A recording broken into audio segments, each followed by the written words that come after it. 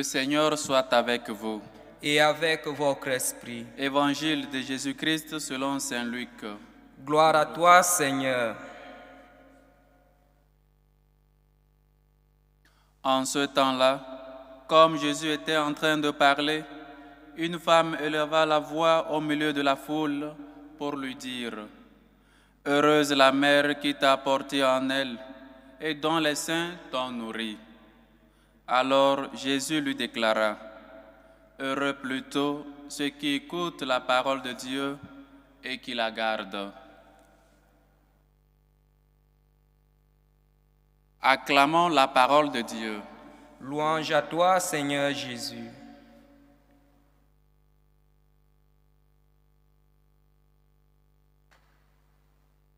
Comme je le disais au début, les samedis, jours réservés aux célébrations eucharistiques, ou bien pour faire mémoire à notre Mère, la Vierge Marie, et donc le pourquoi je porte le blanc, et comme je l'ai dit au début.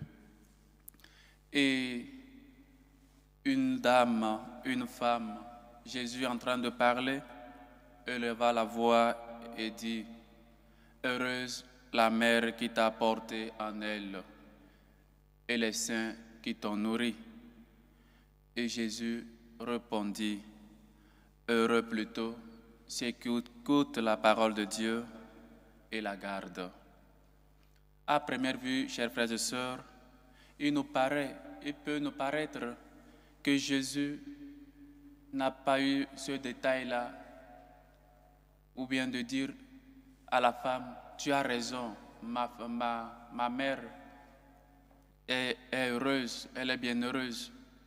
Ou bien, à première vue, c'est comme elle dénigrait sa maman. Elle ne porte pas importance à elle. Mais bien au contraire, Jésus veut nous faire savoir l'importance de la Vierge Marie.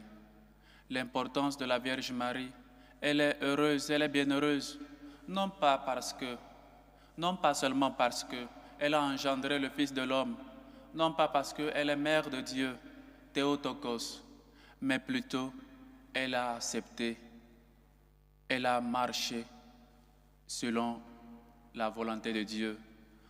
Autrement dit, elle a écouté la parole de Dieu et l'a gardée, et a marché selon cette parole. Et donc, voilà à quoi la réponse de Jésus nous appelle, à écouter la parole de Dieu, à être des disciples, à toujours être à l'écoute de la parole de Dieu et à faire selon cette parole, à faire selon la volonté de Dieu.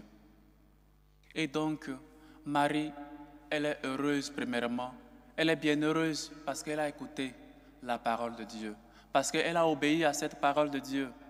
Et les évangiles nous disent, Marie gardait tout cela en elle-même et méditait.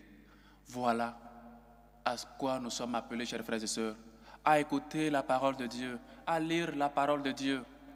C'est bien, on a des livres, on a des Bibles dans nos maisons, les Bibles qu'on nous oblige, pour dire ainsi, à acheter avant le baptême.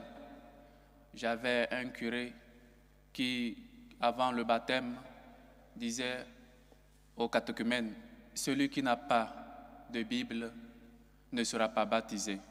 Et donc les catéchumènes achetaient la Bible. Ils se faisaient signer par la paroisse, par le curé. Mais après, combien de gens lisent? C'est vrai, la résolution du curé, sinon l'idée du curé, c'est pour amener ces catéchumènes-là à lire la parole de Dieu, à être toujours en contact avec la parole de Dieu. Et moi, j'ai toujours aimé cette initiative, qu'avant le baptême, au moins, qu'on interpelle les catéchumènes à cela, à avoir la parole de Dieu, à avoir l'arme puissante, et toujours la méditer, toujours la garder. C'est bien, on voit d'autres églises, même si ce n'est pas, je ne veux pas ici rentrer dans ces sujets, ils ont toujours la parole de Dieu. Ils ont toujours l'évangile, ils ont toujours la Bible sous leurs aisselles, en train de marcher. Bien que nous, on a honte même de prier le chapelet, on a honte de lire la parole de Dieu. d'ouvrir la Bible et la lire en public, de la lire à la maison. Vois ta Bible. Elle a une poussière, elle est même dans l'armoire où toi tu ne te souviens même pas où elle est. Comment tu vas donc être en contact avec la parole de Dieu? Comment tu vas prétendre écouter la parole de Dieu et la garder en ton cœur et marcher selon cette parole si tu ne la lis même pas? Si tu n'écoutes même pas cette parole de Dieu? Chers frères et sœurs, revenons en nous ce désir-là de lire la parole de Dieu, d'être en contact avec la parole de Dieu. Lis ta Bible. Si tu n'as pas, achète une Bible. Les Bibles, nous les avons partout, dans les tablettes, dans les téléphones, peut-être les applications dans les ordinateurs. Il y a pas mal de moyens pour être en contact avec la parole de Dieu. Mais combien de fois nous la lisons? Combien de fois nous cherchons à être en contact avec la parole de Dieu? On n'a pas de Bible, on se dit, il y a ça dans le téléphone. Et combien de fois on ouvre l'application là pour lire? D'autres applications, nous les ouvrons. Nous sommes toujours en contact avec ces applications. Mais l'application Bible, l'application Parole de Dieu, non, ça jamais. Voyez comment, chers frères et sœurs, notre vie de chrétien, nous ne prenons pas trop soin. Nous avons des Bibles, nous avons le chapelet. Et parfois même tu es en voyage dans le train, tu es dans la voiture, dans le bus, en voyage. Tu as honte de sortir ton chapelet et de prier. Combien de fois on cache notre foi. On ne veut pas qu'on sache qu'on est chrétien catholique. On ne veut pas qu'on sache qu'on est telle chose. On est là en train de toujours nous cacher comme si on était en train de faire un crime. Et donc Jésus nous appelle ici, nous interpelle à toujours être en contact avec la parole de Dieu. Heureux ceux qui écoutent la parole de Dieu et la gardent. Heureux ceux qui écoutent la parole de Dieu et marchent selon cette parole-là. Chers frères et sœurs, mettons-nous en contact avec la parole de Dieu. Lisons nos Bibles, prions le chapelet. L'important, ce n'est pas ce que tu es dans la communauté. C'est la relation que tu as avec Dieu. Dieu nous appelle donc à être disciples, à être des gens, des hommes et des femmes qui écoutent la parole de Dieu, à défendre notre foi. Écoutez la parole de Dieu. Mettez-vous en contact avec cette parole de Dieu qui est tranchante, qui rentre en nous-mêmes et qui travaille. L'important, ce n'est pas d'être prêtre. L'important, ce n'est pas d'être curé doyen, premier vicaire, deuxième vicaire, séminariste, religieux, religieuse, la mère fondatrice, être la mère supérieure. Ce n'est pas ça l'important. C'est un plus, oui, mais ce n'est pas ça l'importance. L'important, c'est être disciple de Dieu. L'important, c'est être en contact avec Dieu. Nous mettons peut-être l'orgueil dans les choses qui sont un peu peut-être, qui vont se passer peut-être, qui passeront. L'important, c'est pas tu es évêque, tu es cardinal. C'est qu'il faut être disciple. Il faut être à l'écoute de la parole de Dieu. Et parfois, il est dangereux pour nous, séminaristes, prêtres, religieuses, religieux, parce que nous pensons qu'on est toujours dans la maison du Seigneur, et donc nous ne nous mettons pas en contact avec cette parole de Dieu-là. On peut facilement passer à côté de notre vocation si on ne fait pas attention. Ce n'est pas être... Il y a des laïcs, des catéchistes. Ce n'est pas ça l'important. L'important, tu es appelé à être disciple et donc appelé au salut. Tu dois aider tes enfants, ta femme, t'aider toi-même à être toujours à l'écoute de la parole de Dieu. Dieu n'est pas sorti pour voir et n'a pas dit « Ah, tu as raison, femme, parce que ma mère est bienheureuse. » Mais il voulait nous rappeler que l'important, c'est être disciple de Dieu. L'important, c'est que Marie elle-même, elle a été la première. Voici l'esclave du Seigneur, qu'il m'advienne selon ta parole. Nous sommes appelés à ça, à écouter, à toujours être à l'écoute de la parole de Dieu. Nous pensons, nous prêtres, séminaristes, religieux, religieuses, laïcs, catéchistes, peut-être les laïcs ne sont pas trop dans l'exemple là.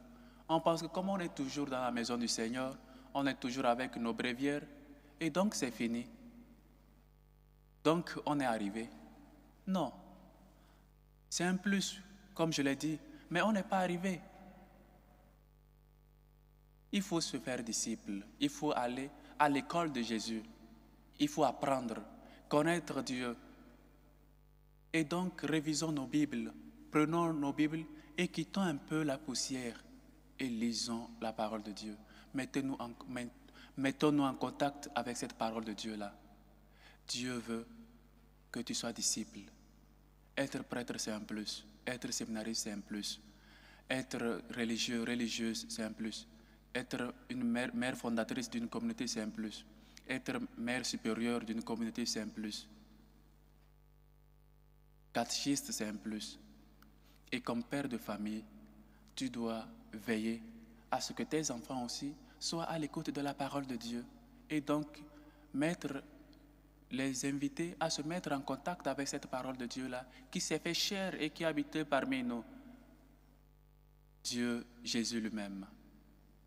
Et donc, chers frères et sœurs, ce n'est pas seulement une question de qui je suis dans l'Église, c'est une question d'être disciple, d'aller à l'école de Jésus.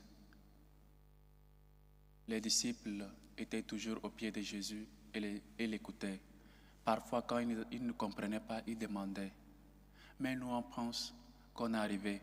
On pense que, voilà, on connaît toute la Bible, on connaît la parole de Dieu. Et donc, on cesse de nous émerveiller devant cette parole de Dieu-là. On pense qu'on la connaît.